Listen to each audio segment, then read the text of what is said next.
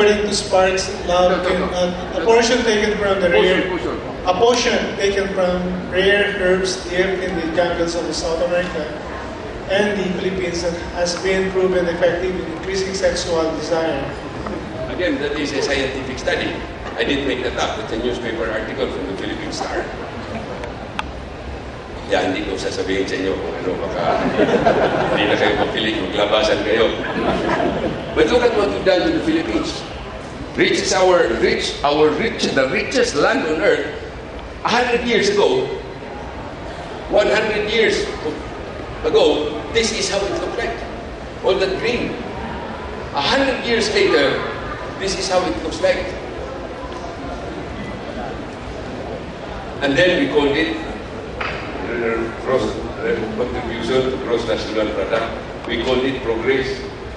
I don't know, maybe the economists have left their brains the last time they went to the toilet. Rich as our land is, our sea is even richer. And Joel Michico there only knows this too well. This is a book from the United Nations, FAO, made by 100 scientists, 4,200 pages, 6 volumes. It surveyed where is the richest marine waters on earth. They found out that this was in this coral triangle of influence, also known as the Sulu-Sulawesi Marine Triangle, running from the Philippines down to Malaysia, across to Indonesia. That is called the center of marine biodiversity on Earth. Yan, alam na yan ni Joel Chico, scuba diver yan, pareho ko. Pero mas matagal na lang yan siya. And he is trying his best also to save whatever little there's left in this country. But the indeed scientists, personally know him, Ken Carpenter, curioso, scientist eh. He studied where is the richest, in the center of marine biodiversity on Earth. Where is it richest? You know where? In that group of islands called the Philippines. That red part there, that's Manila Bay. It's just 200 or 100 meters, maybe 100 meters, 50 meters across here. I mean, outside of this. All that red part, the center of marine biodiversity on Earth. On Earth, we had 3 million hectares out of the 500 kinds of corals in the world. The Philippines has 488 and counting. But out of the 3 million hectares of coral reefs on Earth, we've only 50 years ago, the latest World Bank Monitor study that less than 1% remains intact. I'm a scuba diver, so I know what I'm talking about. And these are scientific studies. Bakit? Namita, cyanide, lahat ng kalokohan sa dagat ang nag-impinto. Sino? Pilipino. Sa lahat ng Pilipino, sino pinakasalbahe? Joel! Sino pinakasalbahe? Si Buano. Pisting Gagko. Nga naman. Because we are the richest. See that map? We are in the center, right in the heart of marine wealth on Earth. Gaya nung kinuwento ko kanina, 10 million, squander it. You don't know what wealth you have, you just squander it. Ito. I took that picture 24/7 in that kind of first world economy. 24/7, the lights are on.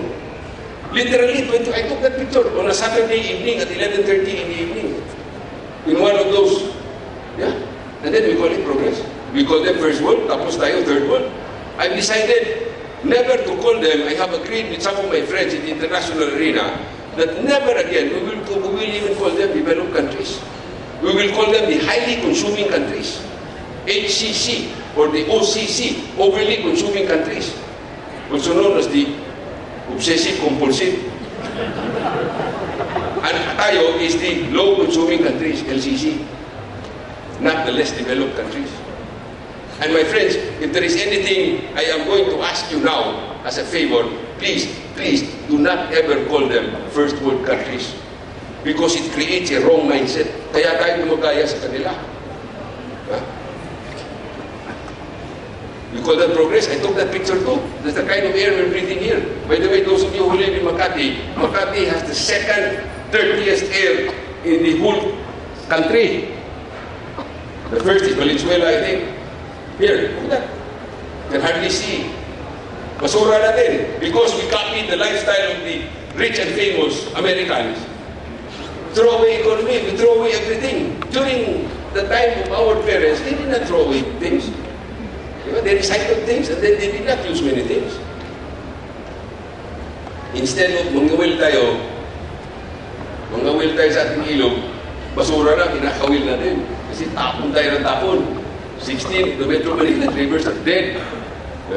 And then we take pride in that. We say, kasi progressing. Yeah, that is one of the consequences. In the laws of nature, there is no right or wrong. There are only consequences. I will tell you another story. So we are faced with a crisis. But let me tell you a story. Once upon a time, in a faraway land, there lived a king. Diba? Fairy tale ito eh.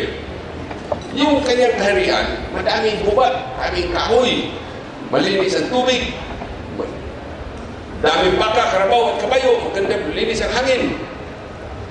The king liked to roam his kingdom, but his people get hurt dahil yung maraming karsada, ang karsada, maraming bato at saka tinik. So sabi niya, marami namang baka, karabaw at kabayo. Issue siya, Decreto Royal, kuha siya ng pluma. Wala akong ballpen nun eh. Pluma. Mula ngayon, lahat ng baka, karabaw at kabayo, papatayin natin. At ating ilalatad ang balat sa kasada. Eh, siyempre siya, hari. Ginawa nila, patay ng patay. Before they knew it, yung sobrang karne, hindi na makain. Malalaw na. Mabaho na yung hangin.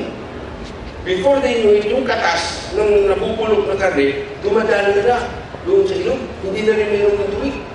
Nagkalit yung mga tao, tapos wala na yata na uubos. Uubos na yata yun. Wala na natitira. Sabi nila, punta sila sa harap ng palasyo. Doon, harap ng palasyo, sabi nila, Senyor Hari, hindi na pwede ito. Rally sila, nag-rally doon sa harap ng palasyo. At pangalan niyang kasada dyan, Mindula. O, Mindula na noon. Meron na noon. Sabi nila, Senyor Hari, hindi pwede ito.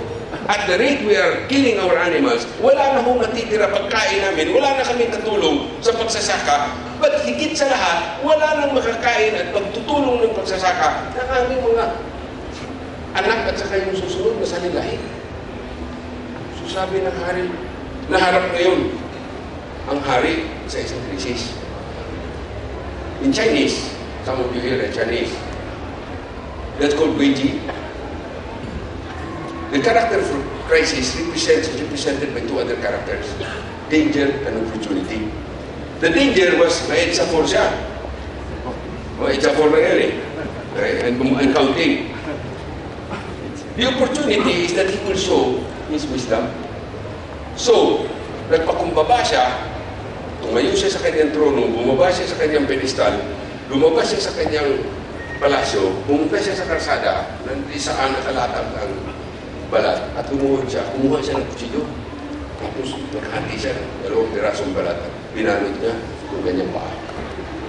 Yung po mga kaibigan, nagkwento ng unang sapatos. It is also the story of crisis. Danger and opportunity. Every crisis presents an opportunity. It is also the story of conservation. Huwag natin ubusin ngayon kasi may bukas pa. Yung may anak kayo, iinom pa yan ng tubig. But most important, my friends, and this is why I came here all the way from where I live, which is that, by the way, it's one of my houses. Between that and Rojas Boulevard, you will see there is no comparison. It symbolizes and signifies the point of the story between use that is wasteful to a mind shift of use that is wise and sustainable.